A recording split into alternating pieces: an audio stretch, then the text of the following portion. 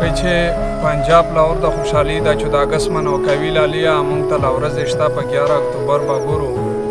پنجاب لاهور د خوشحالي ده چې د اګست منوکوي لالیا موږ ته لا ورځې شته په 11 اکتوبر به ګورو. او چا راته ویل چې د اګست راغللو ما ورته ویل هېرې مې نه دي د بابړ خبرې، خو چې د اګست نه مخکې موږ به را اګست لیدلې نو څنګه زه پرې چې د اګست کې خوشحالي وکړم. هلته په موږ د مرمیو بارانونه وشول، داسې په ټولو پښتانو سره سره داغونه وشول.